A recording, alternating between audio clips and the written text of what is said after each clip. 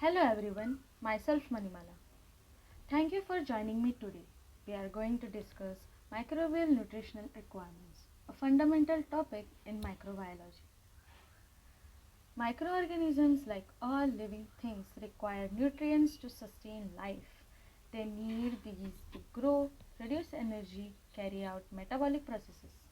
What makes microorganisms fascinating is their ability to adapt to diverse environments by sourcing and utilizing nutrients in unique ways. By understanding these requirements, we gain insights into how microbes survive and how we can control or harness them for various applications. Let's begin by looking at the types of nutrients microbes needed. Types of nutrients. Microbial nutrients are categorized into macronutrients and micronutrients. First, let's discuss macronutrients, which are required in large quantities. Carbon is a backbone of all organic molecules and make up about 50% of a cell's dry weight. It's essential for building carbohydrates, proteins, lipids, and nucleic acid. Hydrogen and oxygen are crucial for forming water and organic compounds. Nitrogen is required for amino acids, nucleic acids, and proteins. Without nitrogen, cells cannot produce DNA or enzymes. Phosphorus is a key component of ATP, the energy currency of cells, and is also found in nucleotides and phospholipid membranes. Sulfur is needed for specific amino acids like cysteine and for vitamins such as biotin. Now, let's move on to micronutrients or trace elements. These include iron, magnesium, zinc, and copper. They are required in minute amounts but play a critical role, especially as cofactors for enzymes enabling reactions like DNA synthesis or respiration. Even though these elements are small in quantity, their absence can hinder microbial growth. Sources of nutrients. Microorganisms have evolved diverse ways to acquire these nutrients. When it comes to their carbon source, microbes can be classified into autotrophs, which utilize inorganic carbon like carbon dioxide. These organisms are often found in environments where organic matter is scarce. Heterotrophs, which demand an organic compound like glucose or amino acids. Most human pathogens fall into this category. For energy, microbes can be phototrophs, which derive energy from sunlight, much like plants do. Chemotrophs, which obtain energy by breaking down chemical compounds. Among chemotrophs, we have chemoautotrophs, which use inorganic substances like ammonia or hydrogen sulfide. For example, nitrophine bacteria play a role in soil fertility. Chemoheterotrophs, which rely on organic compounds for both carbon and energy.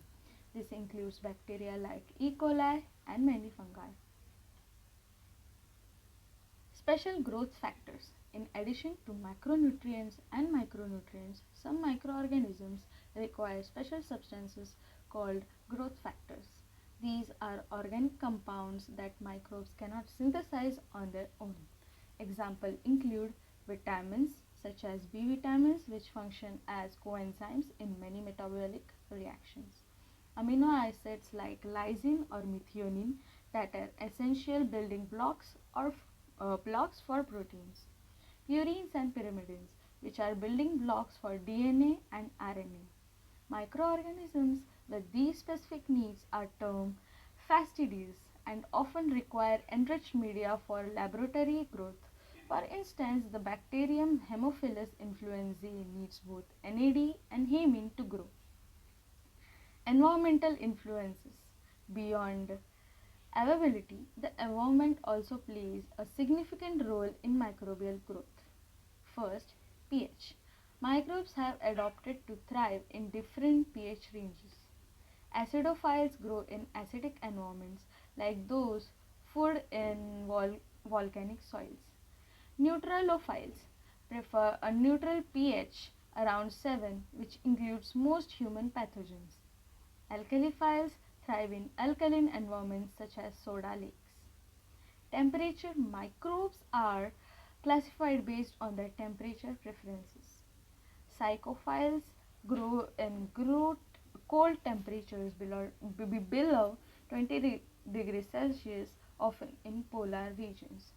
Mesophiles prefer moderate temperature between 20 to 45 degrees Celsius, which include many human associated microbes. Thermophiles thrive in temperature above 45 degrees Celsius, like in hot springs.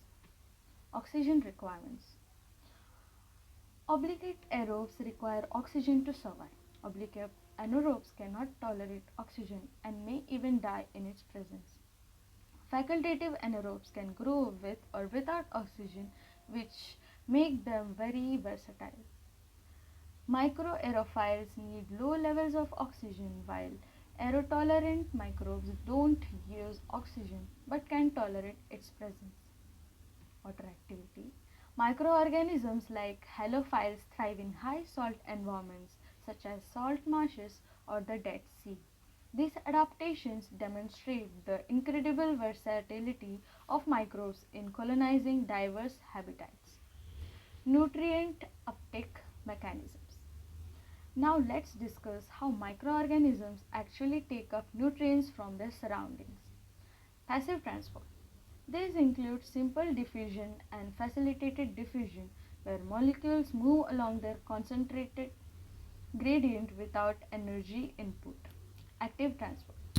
In this process, microbes expend energy, often using ATP, to move nutrient against the concentration gradient. Group translocation. Here, nutrients are chemically modified during their transport into the cell. A common example is glucose phosphorylation, which makes it ready for metabolism as soon as it enters the cell. Endocytosis. Although rare in prokaryotes, some eukaryotic microbes are endocytosis to engulf large particles or nutrients. Practical applications. Understanding microbial nutrition has a variety of practical applications. In medical microbiology, we study the nutrient requirements of pathogens to develop treatments. For example, knowing the Mycobacterium tuberculosis requires specific fatty acids has helped in targeting its metabolism. In industrial microbiology, we optimize growth conditions for microbes to produce valuable products such as antibiotics, biofuels, or fermented foods like yogurt and cheese. In environmental microbiology, microbes play a critical role in nutrient cycles.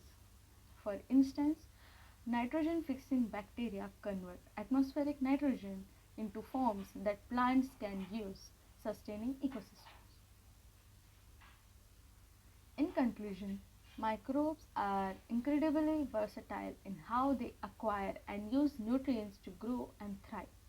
Understanding their nutritional requirements not only gives us insight into their biology but also allows us to harness them for beneficial purpose, whether in medicine, industry, or environmental sustainability.